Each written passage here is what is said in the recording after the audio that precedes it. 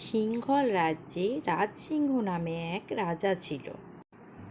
একদিন রাজা তার ঘোড়ার পিঠে চেপে জঙ্গলে ঘুরতে যায়। রাজা সেখানে একটা বানরকে দেখতে পায়, আর বানরটিকে রাজার খুব ভালো লাগে। রাজা তাকে সঙ্গে করে রাজপ্রাসাদে নিয়ে আসে। রাজা তার নাম রাখে যোগু। যোগু রাজার খুব প্রিয় হয়ে ওঠে। রাজার সব কাজ যোগু করে দিত।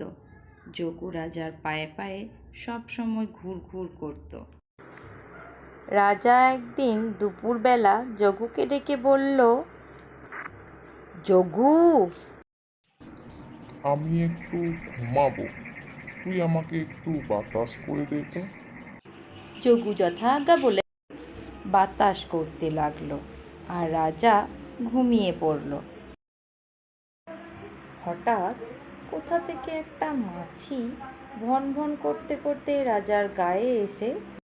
যোগু মনে মনে ভাবল, রাজার তো এবার ঘুম ভেঙে যাবে, মাছিটাকে তাড়াতে হবে। এই ভেবে সে জোরে জোরে হাওয়া করতে লাগলো। সঙ্গে সঙ্গে মাছিটাও উড়ে চলে গেল। কিন্তু আবার কিছুক্ষণ পর মাছিটা ফিরে এসে ভন ভন করতে করতে রাজার গলায় গিয়ে বসলো। এইবার যোগু ভাবল, দাঁড়া মাছি, এইবার তোর মজা দেখাচ্ছে। এই ভেবে যোগু একটা তরোয়াল নিয়ে মাছিটাকে আঘাত করতে গেল। মাছিটা ফুরুত করে উড়ে পালিয়ে গেল, আর তরোয়াল গিয়ে রাজার গলায়। রাজা সঙ্গে সঙ্গে মারা গেল। তাহলে বন্ধুরা, এই গল্প থেকে তোমরা কি শিক্ষা পেলে? কখনোই বোকা নির্বোধ প্রাণীদের বিশ্বাস করতে নেই।